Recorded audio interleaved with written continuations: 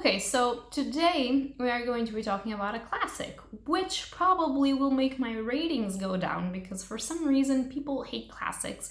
I don't understand it.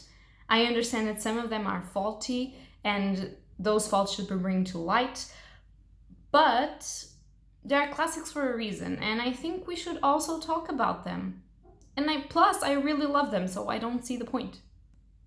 Hello beautiful bookworms! My name is Katarina and welcome to my channel. And today we are going to be doing, as I said, a review, and that review is going to be for a classic book called Madame Bovary, and that is by Gustave Flaubert. You can tell right away that I don't know how to speak French, can you? Okay, so what I want to do here is to give you the basic premise of this and then go a bit into some of the thematics and not spoiling, of course, even though this is a classic, so it's been a while since this is out, so you know how spoilery can this be. There's been 2 movies about this, but I'm trying to keep it spoiler free and I'm trying to just talk a little bit about this because this is an intriguing classic and I am still to today not really sure what I feel about it. So this book is from 1857, I believe, so you see how old it really is. This is a beautiful edition, by the way. It's a Portuguese edition that I got. I normally hate pink, but I think given the type of book it is and what it is about, it's fitting and it's really gorgeous. So let's just ignore the fact. And I'm also wearing pink today, which it's going to be a rare sight, but it happens. So Madame Bovary, it's a book that clearly encapsulates the French Romanticism era. So what I mean about this is that it's a romance about love and about love in society and about forbidden love, and it was supposed to be a shocker at the time, since the main theme of this and the main premise of this book is supposed to be about this woman, Bovary, Emma Bovary. Emma? Is it Emma? Yeah, it's Emma. Sometimes I have too many characters in my brain, but yeah, it's about this woman called Emma Bovary, and she marries into the Bovary family, of course, with this man, and he's older than her. He is a doctor, but he's not incredibly awesome at what he does. He's just one of those, local villages doctor that actually gets really lucky not to amputate people because he doesn't really know what he's doing, but he just kind of does it and people really enjoy it and think he's really smart, and he's not that smart, but he's a very humble man. He fell in love with Emma and he was like, okay, I had a wife, she died, and do you want to marry me because you're really beautiful and I love you? And she was like, okay, a man is asking me to marry him, let's marry because I'll find the love of my life. And soon she finds out that marriage is not all that she thought it would be, and because she has a lot of creativity and a lot of imagination, she has read a lot of books about romance, she kind of feels like she's not living her life to the fullest potential of what she could. And because of that, she gets involved into relationships with other men whilst being married. So that's the main point of this. So I just want to make it clear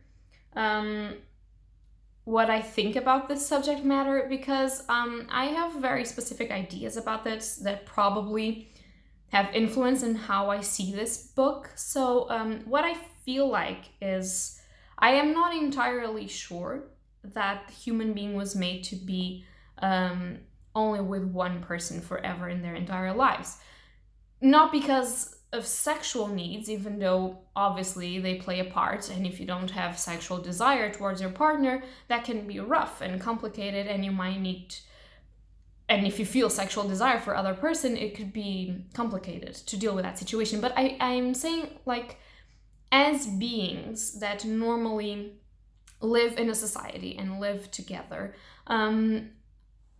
the concept of being with one person forever, even though it's remarkably beautiful and that is what people really were meant to believe that will happen to them and what our society considers as beautiful and correct and everything like that, I cannot judge her for the situations that she had, because I feel like there were some needs that she had, some things that weren't completely fulfilled in that marriage. First of all, because she was a bit of an innocent when she married this man. She thought that marriage was the equivalent to adventure and emotion and romanticism, and sometimes it can be, but sometimes it's not. And so there was this need that she had that wasn't completely fulfilled, and it wasn't any of the husband's fault, because I have to say, I love Mr. Bovary. I think he's just so humble and so nice, and he always wants to do everything for her and by her, and he's always so worried about her and her health and if she's okay.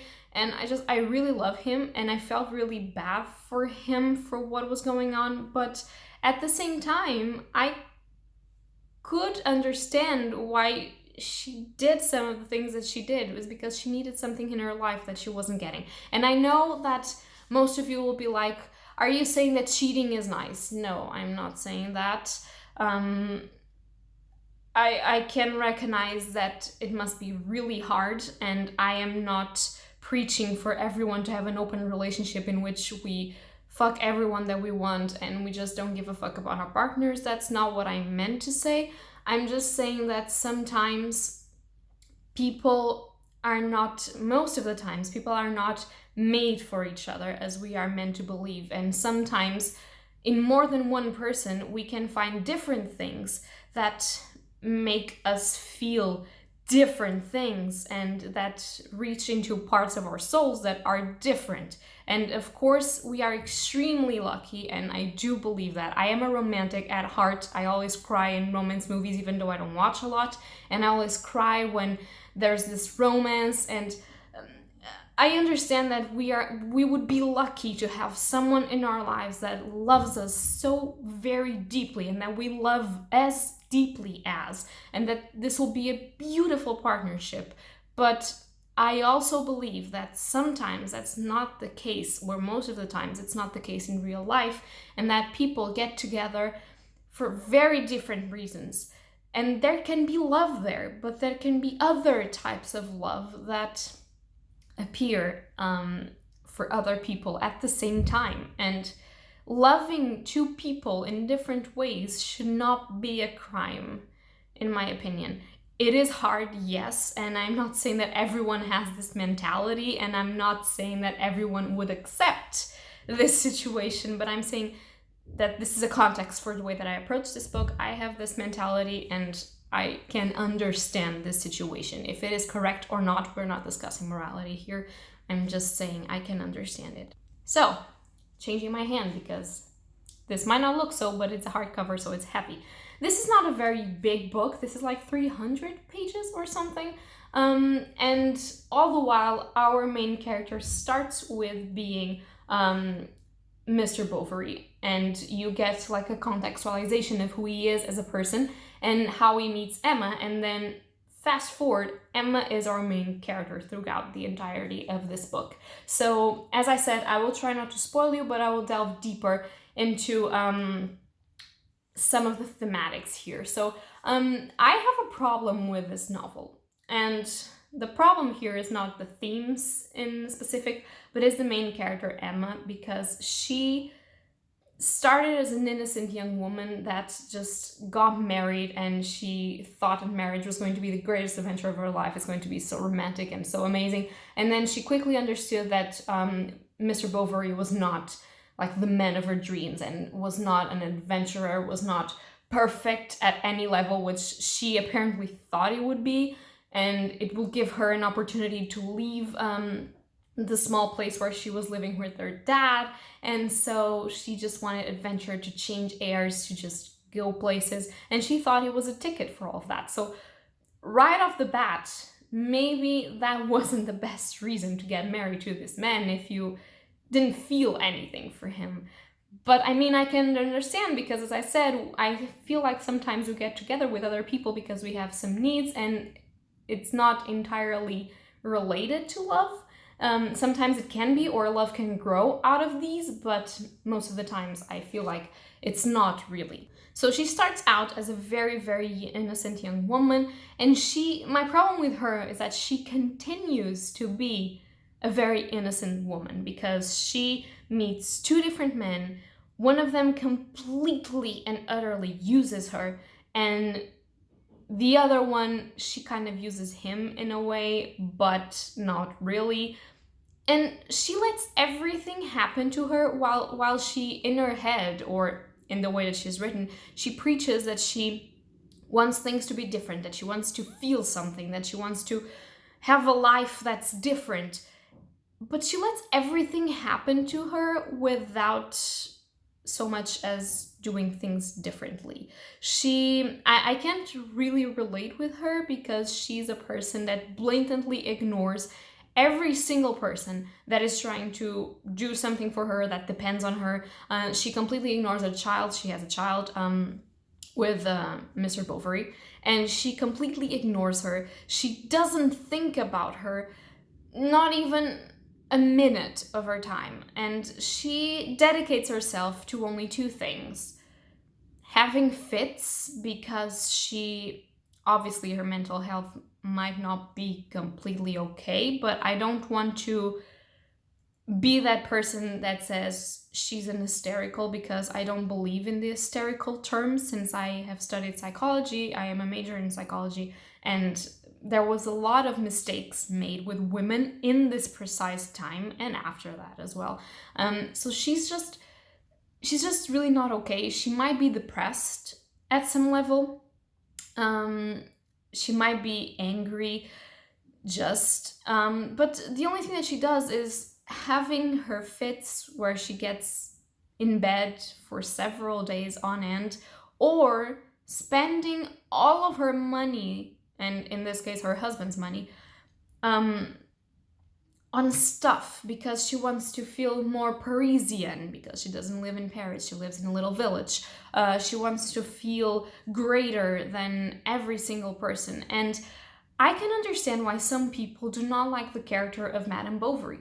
She's a difficult woman to like because she's not a submissive woman, but at the same time, she's also not a woman that tries and does things by herself. I have read a lot of classics, but at least in my mind, one that comes to mind will be Pride and Prejudice, for instance, that every single one of you must know. Elizabeth Bennet was not a woman of her time, so it would be a bit difficult to like her, but at least she tried and do stuff for herself. Emma Bovary does not. She complains consistently that everything is not as she dreamed, but she doesn't do anything to change it except having affairs. And I don't have a problem with her having affairs. I mean, I'm sad for Mr. Bovary because he's a nice person, but I mean, if she needs, whatever. But I am a bit surprised that she doesn't try and change her life in any way rather than buying silks and having affairs. I mean, I know that in this time where this was written, women couldn't do a lot, but there had to be some small things that you could do to change your life that weren't that. So I can't empathize. I mean, I empathize with her. I understand that she is not happy. And I feel sad for her. And because she's our main character, you are always reading as if you are claustrophobic. You are trapped and you are seeing that everything is going to go wrong. And you still see her doing it. And you're like, Emma, please stop. Think 5 minutes before you do that. That's going to go wrong. You're going to get in debt. You're going to get caught. This is not stop. And I think that my ambivalent feelings throughout this, I do believe that this is supposed to be a social criticism, because I think that Gustave Flaubert, the author, also had a crush on a noble woman. And I am not sure if they had a relationship or not, so if you want to just peruse and see if you can find anything about that, but I think that something happened there. And so maybe he's doing a criticism to that woman, I am not sure. But the fact of the matter is, you feel claustrophobic while reading this, and that's why I think that this isn't really a 5-star for me, because I am seeing all of the bad shit that is going to happen in the end right up in the beginning, because it's like, you know, this person is the you that you don't put into March because you know it's going to destroy you. This is a self-destructive person. This is what it is. And this is why I feel constricted and I feel claustrophobic reading this. Which, let me just tell you, I feel like it's great, because when you have these feelings while reading classics, you understand why they matter so much for the society of those days and why it could be so contemporary as well. Because most of us sometimes feel conflicted, claustrophobic, feel like we're doing decisions that are stupid, and we can see right in the end of the line that we're doing shit, and we still do it. And I think I gave 4 stars to this instead of 5, because the pacing is incredible. You read this really fast. The writing is really easy. And it's just, I gave it 4 stars instead of 5 because I could see myself, the one that says, I'm gonna just do this shit. And my brain says, please don't, because this is gonna end up really wrong. And I say, I'm still gonna do this shit. And that's why it's dislikable to me. And that's why I am in confrontation with Emma Bovary, because I know that we all have these moments that she has, and I don't like her because I don't like myself in those moments. And I feel like it's amazing when you can transform a character into your kind of dark side. And I think Gustave Flaubert did an amazing job with this. And so that is why I recommend you to read Madame Bovary. I am not going to talk about any more of the plot points. I will not talk about the ending. Of course, you will see, and you'll probably know that the ending is not the best because she's getting through a route that has no way back. But I feel like you could enjoy this. I feel like classics deserve a second opportunity, a second chance, and I feel like maybe don't get stuck into the idea that this is a romance book for girls, because it's really not. This is a story about a self-destructive woman that is taking everything and everyone in her wake. And that's incredible. You can think about the trauma that every single one of these characters has, and it's just great. It's amazing. She's not a likable character at all, and that's why I like her. But also that's why I can't give it 5 stars, because it's just, there's something there, the repulsiveness that I have of myself when I'm doing something wrong is what I feel for this woman. And so it's just so conflicted and so great. I love reading classics. I don't know. So that's going to be all for this review of the classic Madame Bovary. If you've read this classic, tell me something in the comments down below. Or if you've seen the movies, I've seen the most recent movie.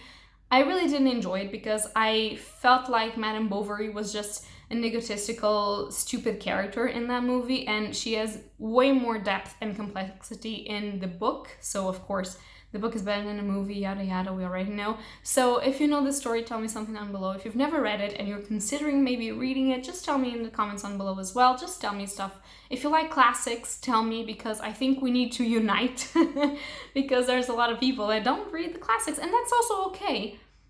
But maybe you should give it a chance before saying that they all suck. That's my point of view. So that's going to be all for today, and happy readings to you all. Bye!